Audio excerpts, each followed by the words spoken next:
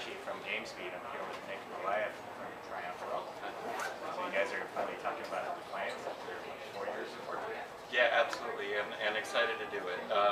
We really wanted to wait until we had something meaty and impressive to tell, and hopefully we had a chance to play. Yeah. You're playing on 3 different platforms.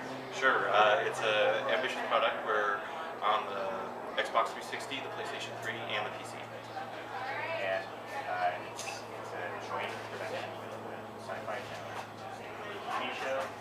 It's about a setting in St. Louis. The game is in San Francisco. What? So tell us about some of the same blending story. You know, part of the fun, part of the challenge of working with sci-fi is really we got to tackle this differently. We started working on Defiance together from day one, and so it's really all been about how do they make the best TV show, how do we make the best game without compromise the quality of each, and using that as the basis, and then it's about what are the touch points that make sense.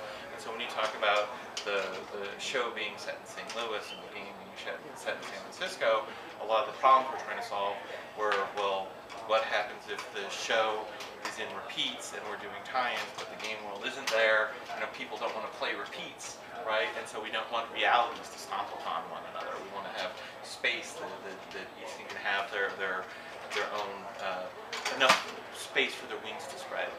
But the crossovers we can do are really unique because we have been working together. And so the big one that we call it right now is that 2 main characters in the show, Nolan and Narissa, actually begin their life as characters within the video game. And players get to go on a series of missions with them. Nolan's a little bit of a scoundrel and Narissa's a sidekick. And you work to help them liberate a gem from another alien race.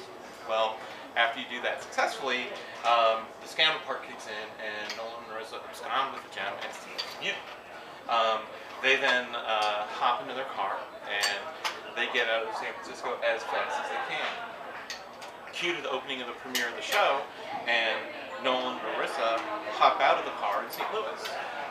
And one of the things that we really like there is if all you've done is watch the show, you get like, hey, there are these 2 characters, they've got something that's kind of obviously stolen property, they're clearly being chased, you've got the framework, okay, I know what's going on in the show.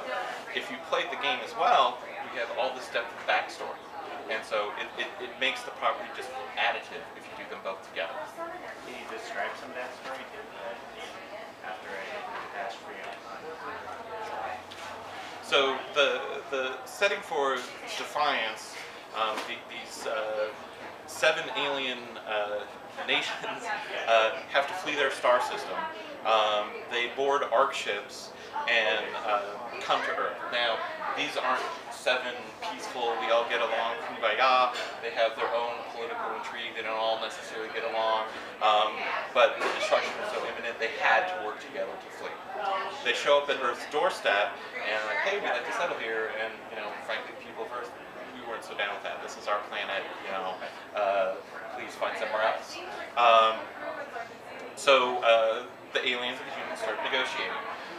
While this is going on, and while the accord is about to be struck, a terrorist attack happens. And we don't know whether it's the humans, we don't know whether it's the aliens, we don't know whether it's both, but it destroys all of the ARC ships. And so this does a number of things. It turns what had been a peaceful negotiation hostile, and war breaks out. The other thing is all these ARC ships were loaded with terraforming machinery. So it starts terraforming the Earth. So what this really does is there are some pockets of the Earth that are sort of familiar, pristine vestiges of old Earth.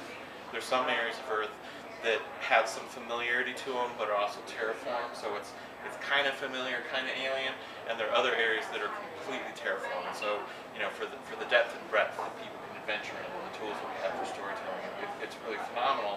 It allows us to have those Planet of the Apes moments of like, driving, oh yeah, I really am on Earth, and it's a changed Earth, but to play around with the fantastic that the alien races bring.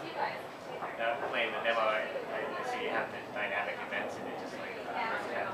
So it's using some of this architecture that you guys are going to Yeah, the core of Triumph, sort of our secret sauce, is our dynamic events and our ability to change what's happening within the game on an immediate basis.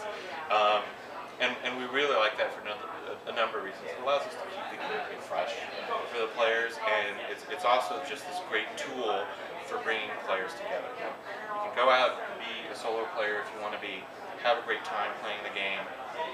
If you like playing with your friends, great.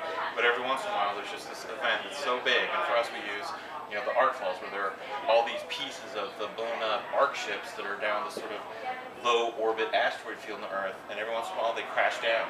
Well, they might have precious resources in them. They might have technology that was locked up in that part of the ship. They're valuable, and you as a player are an Arc hunter, so you're all about chasing these things down and collecting what's in them. Some of the ones that are more massive, you need 40, 50, 100 people to take down. Sounds cool. It's coming in 2013. April 2013. Right. It'll be almost to the T, yeah. Look forward to it. All right, thanks so much. Thank you. Great. There you go. You're welcome. Did you have fun playing?